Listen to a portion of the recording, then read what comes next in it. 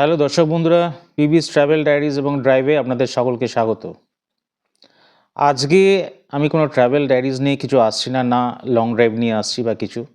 একজন বাঙালি হিসেবে, অতি সাধারণ বাঙালি হিসেবে আমাদের দেশবাসীর একটি পার্টিকুলার জায়গার কিছু লোকজন বাঙালি জাতিকে যে খাটো করে দেখছে, তার অভিমান নিয়ে আমি কিছু কথা বলতে চাইছি।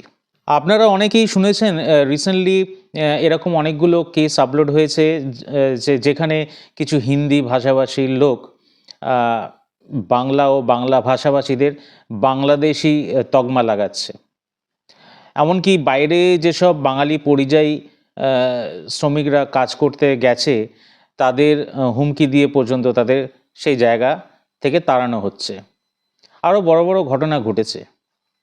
রিসেন্টলি ওয়েস্ট বেঙ্গলের ক্যাপিটাল সিটি আমাদের কলকাতাতে একজন হিন্দিভাষী মহিলা একজন বাঙালি ভদ্রমহিলাকে অভব্য ভাষাতে বাংলাদেশি বলে আক্রমণ করেছেন মেট্রোর মধ্যে, কলকাতা মেট্রোর পরিসরের মধ্যে।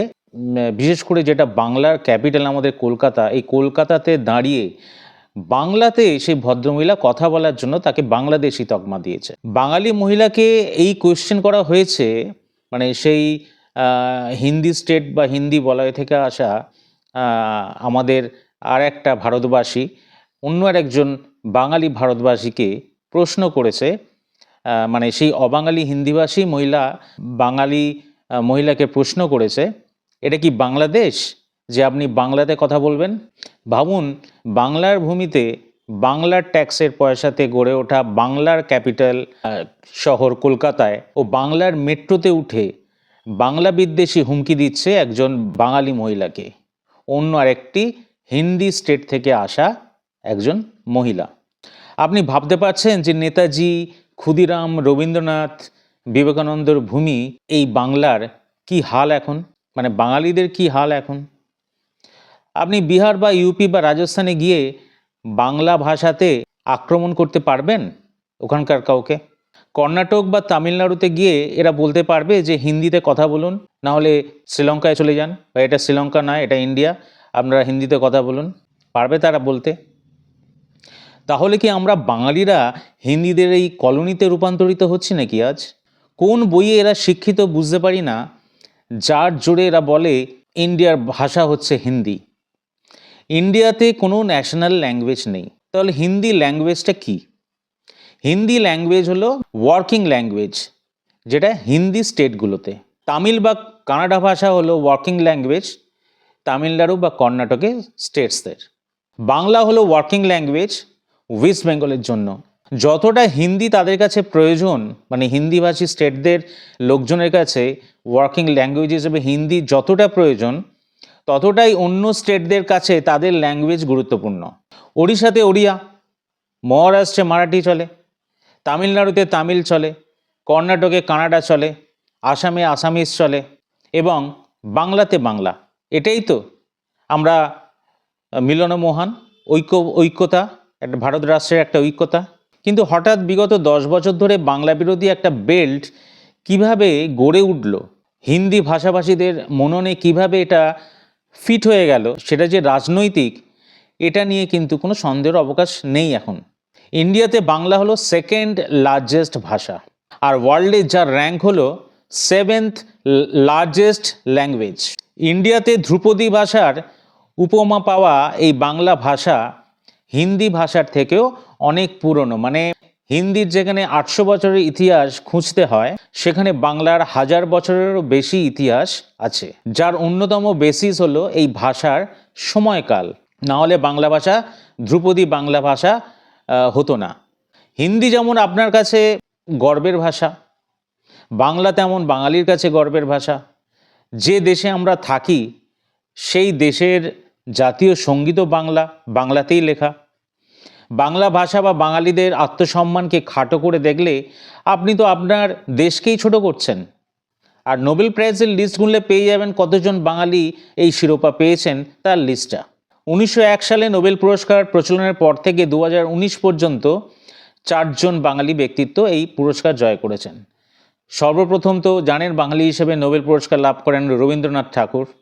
1913 সালে সাহিত্যে উনি পেয়েছিলেন। পরবর্তীকালে 1998 সালে অমর্ত্য সেন অর্থনীতিতে, এবং 2019 সালে পুনরায় অর্থনীতিতে নোবেল পান অভিজিৎ বন্দ্যোপাধ্যায়। আমার আপনার এই দেশ ইন্ডিয়ার জন্য বাঙালিদের কন্ট্রিবিউশন কতটা আপনাদের রঞ্জিত করেছে একটু ভেবে দেখার দরকার অবশ্যই। কিন্তু যারা বাঙালি বিদ্বেষী তাদের কিন্তু প্রয়োজন আছে। জিডিপির নিরিখ থেকে বাংলা ওপরের সারিতে, মানে হিন্দি স্টেটসগুলোর তুলনায়। যদিও সেন্ট্রাল থেকে বাংলার তুলে দেওয়া টাকা বাংলা ফেরত পায় না বলে বারবার আমরা জেনেছি। পলিটিক্সের বাইরে থেকে একজন সাধারণ মানুষ হিসেবে আপনি ভাবুন, বাঙালিদের কৃতিত্ব এটাই, তারা এক্সট্রা স্কিল হিসেবে হিন্দি ভাষাটা অনেকেই রপ্ত করেছে, যাতে তারা হিন্দি রাজ্যগুলোতে গিয়ে, প্রত্যন্ত গ্রামে গিয়ে, বা সেই সব হিন্দি ভাষাভাষীর যে সিটিসগুলো আছে, যে টাউনসগুলো আছে, সেখানে গিয়ে হিন্দি ভাষাভাষীদের সম্মান জানাতে পারে তাদের ভাষায় কথা বলে। এটা তো ভালো গুণ। সেটা এখানে আমরা আমাদের রাজ্যে দেখতে পাই না কেন? কেন অন্য রাজ্য থেকে আসা হিন্দিভাষীরা বাংলাকে খাটো করে দেখে? তারা যদি বাংলাটা শিখতো তাহলে তো ঐক্যবদ্ধ হতে পারতো আরও বাঙালিদের সাথে। কেন, আমরা তো একটা ঐক্যবদ্ধ জাতি, সবাই মিলে তো ভারতবাসী। তো তাদের এই স্কিল নেই কেন?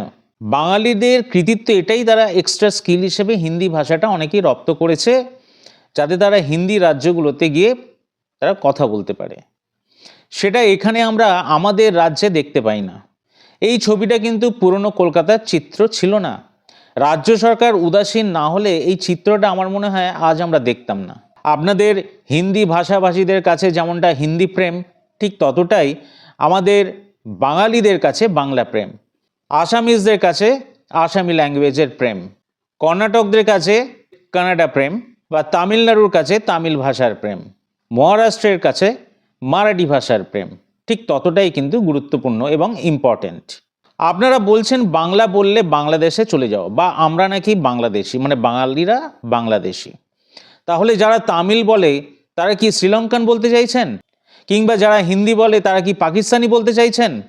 কতটা শিক্ষা দীক্ষার অভাব হলে এই ন্যারেটিভনেস আপনাদের মাথা থেকে বেরোয়, আপনাদের ভাষাই প্রকাশ করে দেয়, বা আপনাদের বিদ্বেষ প্রকাশ করে যে কতটা অশিক্ষিত এই কিছু মানুষ, যারা এক ভাষার মানুষ আর এক ভাষাকে ঘৃণা করে, আর এক ভাষার বিদ্বেষী তারা। আপনারা এত পজিটিভ যে আপনাদের কিছু লোকেদের আমাদের এই ভাষাভাষীদের প্রতি নির্মম ব্যবহার দেশকে বন্টন করে দিচ্ছে। বিগত 10 থেকে 12 বছর ধরে এটা যেন ক্রমাগত হারে বেড়ে চলেছে।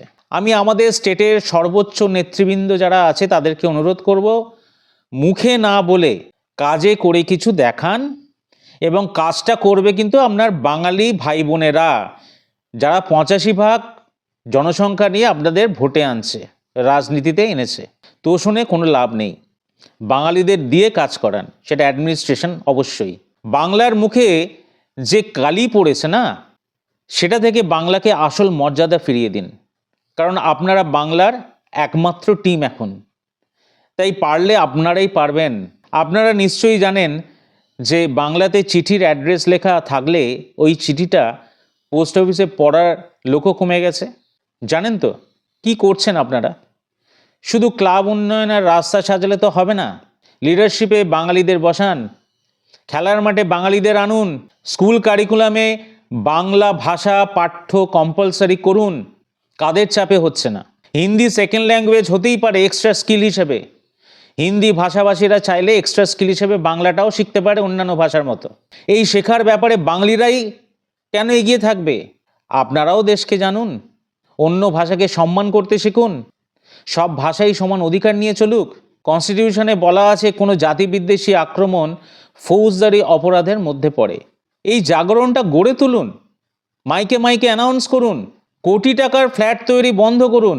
বাঙালিকে এভাবে গরিব করে রাখার পেছনে যদি আপনাদের ব্যর্থতা থাকে, তাহলে বাঙালি ও বাংলাকে পুনর্নির্মাণ করে সফল করার পেছনে আপনারাই পুরস্কৃত হবেন একদিন। কাজ করে দেখান। আমরা চাই বাংলাতে কাজের জায়গা বাঙালিদের হোক, আর ওয়েস্ট বেঙ্গলে কাজ নেই এই অপবাদ ঘুচুক। হ্যাঁ, অন্য রাজ্য থেকে যারা আসবে তারাও কাজ পাবে, কেন কাজ পাবে না? ভারত রাষ্ট্র তো একটাই। তবে বাঙালিদের কৃতদাস এই বঞ্চনা থেকে আপনারা মুক্ত করুন, টাকা আপনার বাংলার, বাংলা ভূমিটা আমাদের, তবু আমরা কৃতদাস শুধু কিছু ভুল পলিসি এবং ভুল রাজনীতির জন্যে, তোষণ পোষণের জন্যে। যে যা পারছে, যেরকম মনে আসছে বলে চলে যাচ্ছে বাংলা আর বাঙালি জাতিকে। বাংলাদেশির সাথে রোহিঙ্গাও জুড়ে গেছে আমাদের অপবাদের লিস্টে। শুধু বাংলাকেই পারে এভাবে আক্রমণ করতে। আমাদের রাজ্যের এলিট ক্লাসদের প্রতিবাদের জায়গাটা শুধু পলিটিক্যাল হলে তো চলবে না, না। এসব নিয়ে প্রতিবাদের ঝড় তুলুন। যারা গায়ক, যারা আর্টিস্ট, যারা এলিট ক্লাস, আপনারা প্রথম সারির বাংলার ভাইরাল মুখ। আমার ভিডিও দিয়ে আমি সবাইকে এডুকেট করতে পারবো না এই প্ল্যাটফর্মে, কারণ আমার ভিডিও 100 জনের কাছেও পৌঁছতে পারে, আবার 500 জনের কাছেও পৌঁছতে পারে। কিন্তু আপনারা একটা ভিডিও দিলে আপনাদের ভাইরাল ফেসের জন্যে লাখ লাখ কোটি কোটি লোকের কাছে আপনাদের বার্তা পৌঁছে যাবে। কিন্তু আপনারাই চুপ। 2012 পরপর পাকিস্তান নিয়ে খালি বীজ ঢালাঢালি চলছিল, আর এই জেনারেশন দেখছে বাংলাদেশ নিয়ে এবার নাটক আরম্ভ হয়ে গেছে। এই বাংলাদেশ নিয়ে যে নাটক আরম্ভ হয়েছে তার মূল শিকার হচ্ছে বাঙালিরা। তাহলে কি বাকি রাষ্ট্রের মেন টার্গেট বাঙালিরাই? বাংলাদেশ শুধুমাত্র একটা নাটক, বাঙালিরাই কি টার্গেট? কই তামিলনাড়ুতে গিয়ে বা মহারাষ্ট্রে গিয়ে অথবা কর্ণাটকে গিয়ে এরকম জাতিবিদ্বেষী কাদা ছোড়াছড়ির ওপেন গ্রাউন্ড তো কেউ পারে না তৈরি করতে। বাঙালিরা আপনারা নরম মাটিকে শক্ত করুন। কাদা ছোড়াছড়ি করে মূর্খের মতো নয়, বরং যারা এসব করছে তাদের আইনি পথ না দেখিয়ে রেস্টুরেন্টে গিয়ে মহাভোজ করান এবং ওদের মনে করিয়ে দিন ওরা আমাদের অতিথি, কিংবা তাদের এই মহান জাতিবিরোধী ঔদ্ধত্যর জন্যে এবং সেই ভুলকে শোধরানোর জন্যে তার মাসুল হিসেবে তিরস্কৃত করুন গলায় মালা পরিয়ে। যেতে যেতে একটা কথা আবার মনে করিয়ে দিতে চাই, ভারতবর্ষের সমস্ত জাতিকে জাতি ভেদাভেদ থেকে বের করে আনার জন্য, আর তা হলো নানা ভাষা, নানা মত, নানা পরিধান, বিবিধের মাঝে দেখো মিলন মহান। সব জাতিরই উচিত এই মহান রাষ্ট্রের সব ভাষাগুলোকে কম বেশি করে জানা বা শেখা ও মাথা উঁচু করে বলা, এই দেখো এটাই আমাদের ভারতবর্ষের শক্তি ও আদর্শ এবং আমাদের বিবিধের মাঝে ঐক্য।